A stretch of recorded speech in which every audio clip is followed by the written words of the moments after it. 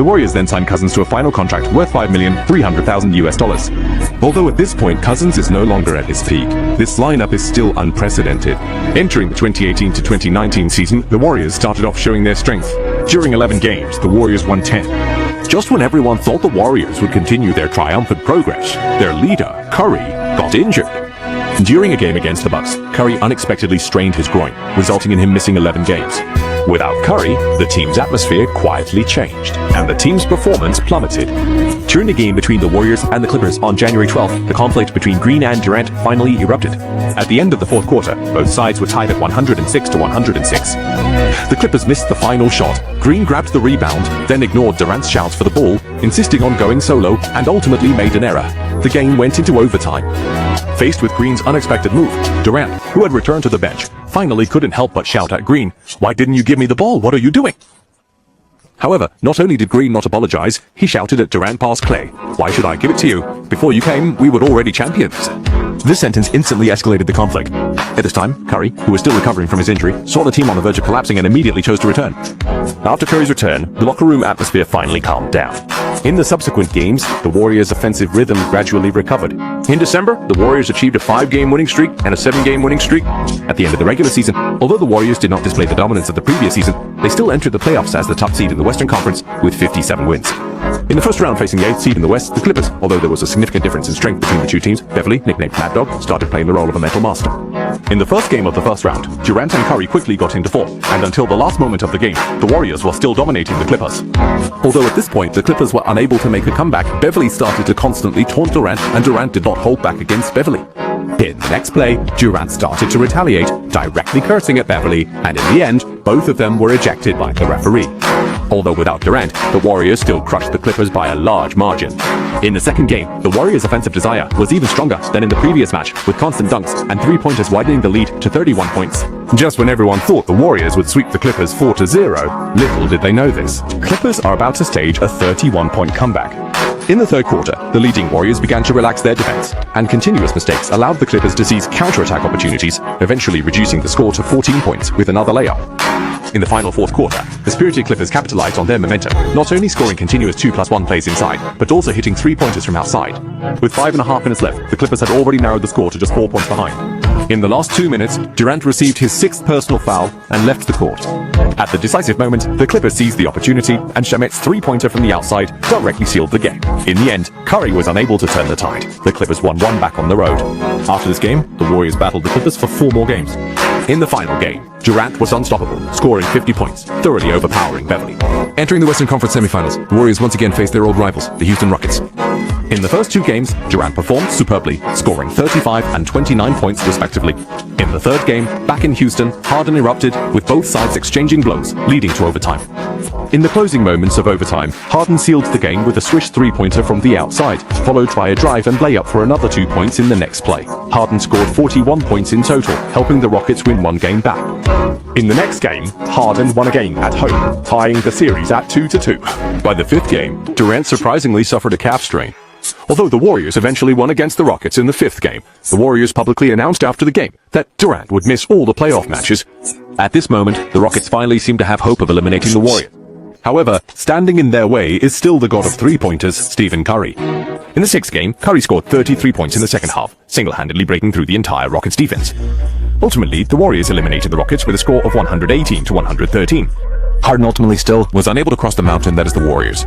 Arriving at the Western Conference Finals without Durant, the three-pointer, the God Curry. In this series, he was really on fire, scoring over 30 points in every game, leaving the Trailblazers with no hope of winning.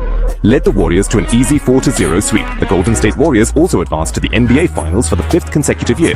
However, this time, the opponent in the finals is no longer. It was not LeBron James, but another strong Eastern team, the Toronto Raptors, with the team's core being Kawhi Leonard, who was injured by a foot slide many years ago. Who is the closest to the basketball god Michael Jordan among currently active players? There is only one answer, and that is the 2018 LeBron James. That year, the Cleveland Cavaliers fell apart. The second-in-command Kyrie Irving was unwilling to play as LeBron's sidekick and decisively requested a trade to the Boston Celtics at the TD Garden, instantly dissolving the Cavaliers' Big Three. Afterwards, the Cavaliers faced wave after wave of major changes, and the team was already in tatters. Facing the turmoil of the Cavaliers, LeBron James activated his strongest form. In the playoffs, he averaged 34 points, 9.1 rebounds, and 9 assists, leading the Cavaliers to the NBA Finals once again. Without a doubt, awaiting them in the finals was still their old rival, the Golden State Warriors.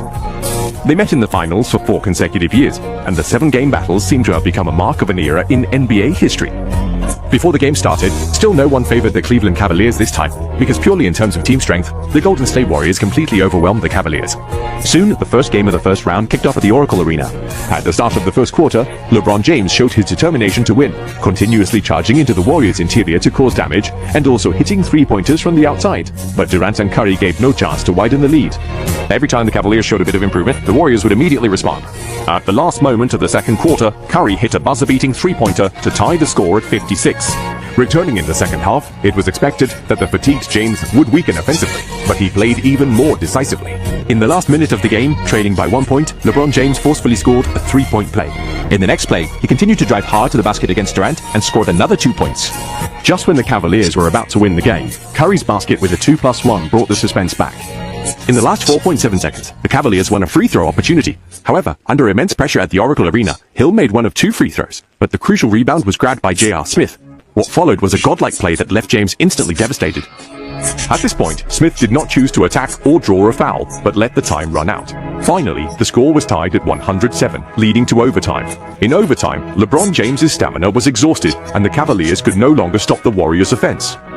In the end, the Warriors clinched the game. Throughout the match, LeBron James gave it his all, delivering a miraculous performance with 51 points and 8 rebounds. He also became the first player in history to score 50 points in the finals and still lose the game. After the game, J.R. Smith also explained publicly to the media, "At that time, I thought we were in the lead, and we still had a timeout left, which we didn't use. This game was really a pity." The second game might have been affected by James giving his all in the last game, causing the Cavaliers to struggle in the early quarters, while Curry exploded in this game, with continuous 3-pointers that the Cavaliers found difficult to handle. In the final fourth quarter, Curry began to seal the game, scoring 33 points in total and expanding the series lead to 2-0 with 9 3-pointers. In the third game, James returned to the Cleveland Quicken Loans Arena. The Cavaliers, playing at home, launched a strong counterattack, starting with a 16-4 lead. However, this time, it wasn't Stephen Curry who stopped the Cavaliers, but another scoring champion, Kevin Durant. He was like a relentless scoring machine, continuously closing the gap and even taking the lead. Facing another critical situation for the Cavaliers, LeBron knew this match was crucial, so he gave it his all. In the last 2 minutes of the game, LeBron hit a 3-pointer from the outside, narrowing the gap to just 1 point. Just as the hope of victory was reignited, Durant once again swung the Grim Reaper's scythe. The next play, at that familiar 45-degree angle, Durant once again crushed James's comeback hopes in the same way. The Cavaliers lost again. The score has already reached 3-0, and in the fourth game, the entire Cavaliers team has lost their fighting spirit. The Warriors played with ease in this game. By the end of the third quarter, they were already leading the Cavaliers by over 20 points. With 4 minutes remaining, LeBron James began to congratulate the Warriors players. As the final time expired, the Warriors swept the Cavaliers with a 4-0 score, successfully defending their NBA championship. The 4-year epic between the 7 Warriors finally came to an end at this moment. Although James couldn't get his revenge, he has already for the Cleveland gave it his all. After the game, Durant once again became the finals MVP. Golden State young. The Warriors are just a step away from building a new dynasty. The last crown. But just when people thought the Warriors would win 3 consecutive championships like the Bulls of the past, the conflict between Durant and the Warriors finally erupted. We were already the champions before you came. If not for Green's trash talk, will the eternal dynasty collapse? After winning 2 consecutive championships in 2018, the championship hero Durant let go of the $26 million annual salary player contract early. At this time, all the media and teams outside were watching Durant's every move. There were even many rumors circulating that Durant was going to leave the Warriors and join the New York Knicks. Faced with various gossip, Durant not only did not publicly deny it, but instead let it ferment. This kind of negative news gradually spread within the Warriors. Although Durant eventually renewed his contract with the Warriors, Green had already started to be dissatisfied with Durant's actions. Green openly stated to the media,